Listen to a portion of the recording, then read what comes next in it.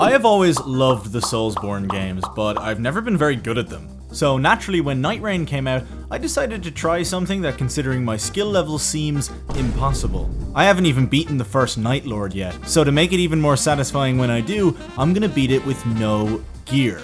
Almost. What that means is I can use my starting weapon, but that is it.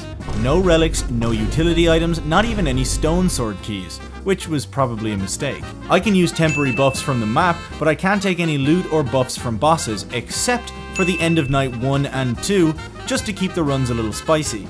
I level up myself, my weapon and my flask, but I can't pick up any other weapons even if it's just for their passive buffs. Day 1. I decided to start the challenge with the Nightfarer called Recluse. She's the magic one, because in my mind she was the best choice for a ranged attacker with basically infinite ammo and has an ability that makes enemies take more damage. Yeah, I told you, I suck at these games. If you still don't believe me, you will.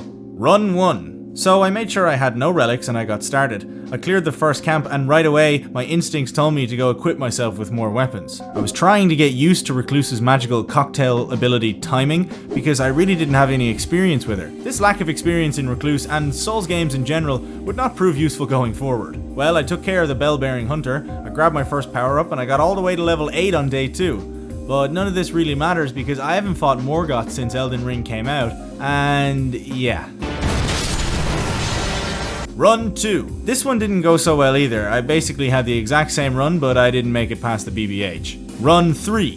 The game dropped me on an extra Church of Marika because I think it could feel that I was already regretting my decision. I vented my frustration on this dude. I spent basically the entire night trying to kill this Crucible Knight, and long story short, the Tree Sentinel sent me to the Shadow Realm. Run 4. I was starting to get a little bit of value out of the magical cocktail, but obviously I could only use the magic only version. I love this character in normal runs because the cocktail power gives me such Insect Live and Hunting Horn vibes, like from Monster Hunter. I've put thousands of hours into those games. Can you tell by how good I am at fighting big bosses? Yeah, this run was also a bust. Run 5. I was getting better at Recluse, but also realizing that she might not be the right Nightfarer for this job. I was also getting the feeling that I wasn't the onion for the job. Run 6. It was very normal until I decided to fight a dragon. I'm not proud of what happened next. I literally spent all of day 1 feeding this guy my runes. Playing solo with Recluse is hard, but the worst thing is that you can actually screw yourself over in a boss fight by using all your spells on the enemies before the boss spawns and not getting any mana back with your magical cocktail ability, which is exactly what happened during Run 7. After that, I decided to get some sleep and go back to the drawing board on day 2. Day 2.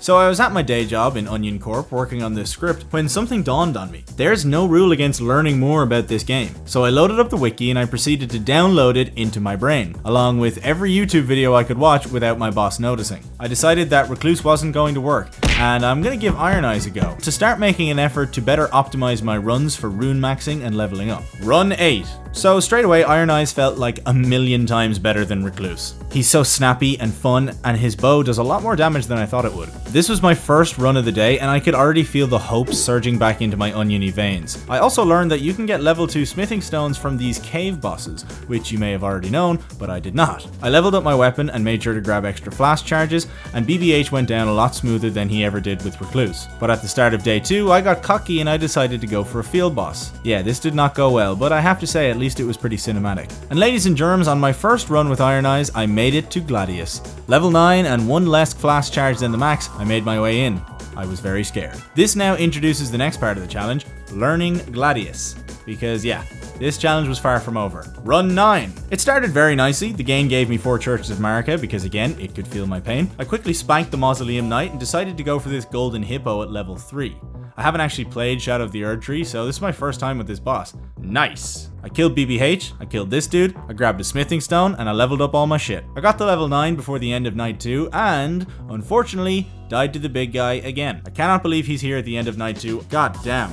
At least I was very happy with my routing, and I think level 9 is a good goal to aim for by the time you fight the second big boss. I decided to end today early and go watch The Sopranos. Day 3.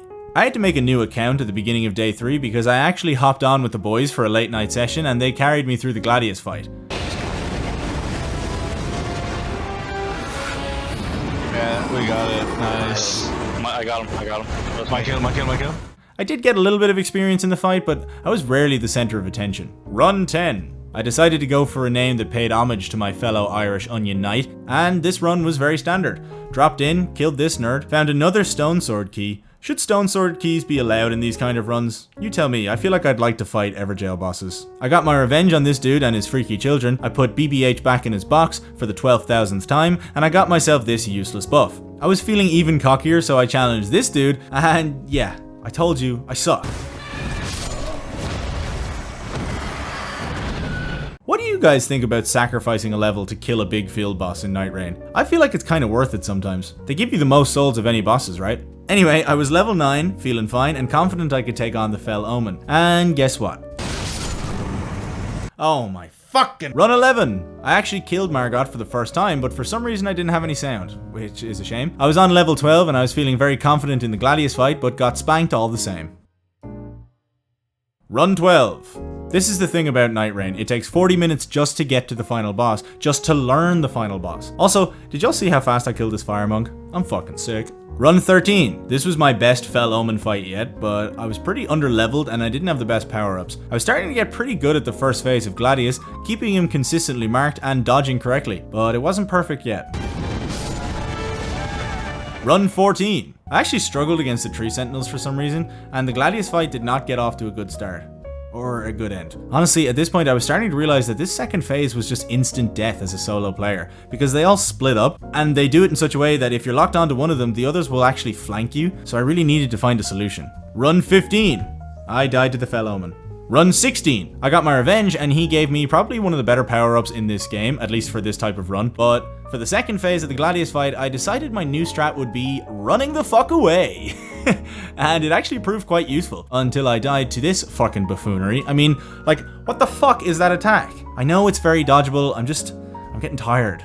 Run 17. I died to phase 2. Run 18.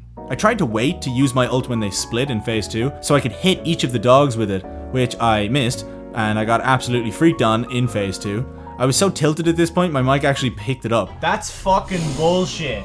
Anyway, I decided one more run and called it a day. Run 19. This was a very good run. I also had, in my opinion, the best possible power-up combo to go into a Gladius fight with. Improved iframes and better flask regeneration. The fight started off very smoothly. I whiffed the multi-hit on my ult again, but I actually dodged the big flame attack by being in a completely different fucking zip code. Although, it still didn't matter in the end.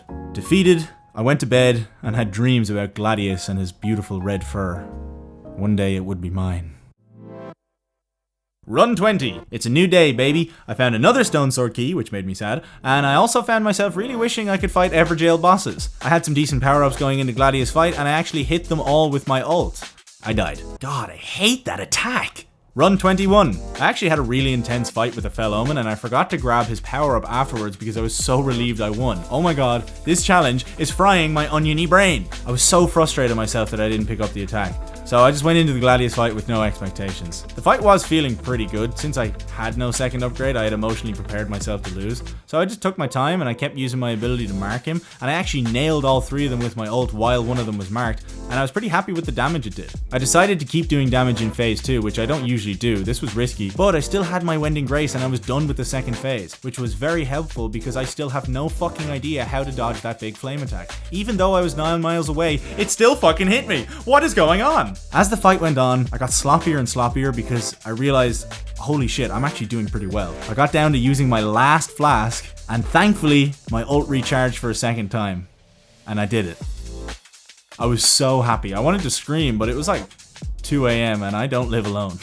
Here's my route for anybody that cares. I definitely took rune maxing to a whole new level on this run. Sometimes I would deal damage to a boss on my way to the new zone and come back the next day and finish him. Pretty efficient. Also, I had a bunch of rune locations with Wormface as the boss, and I find him quite easy. I was itching to play the game for normal now, and I decided to go explore the volcano, so for run 22, I found a Faith Bow, which Gladius is weak to, and I explored the volcano. I heard at the very bottom of it you can upgrade your weapon to full level, like legendary status, but I couldn't find that. The volcano is pretty cool though, and I was feeling uber confident against Gladius now. And yeah, just because you do it once doesn't mean you don't suck. If you want to suggest more challenges, leave me a comment. If you want to play with me, try checking out my YouTube membership options. I've got lots of fun stuff in there. Until next time, gamers, I really enjoyed this challenge, and I can't wait to do more Nightraign videos for y'all. Onion out.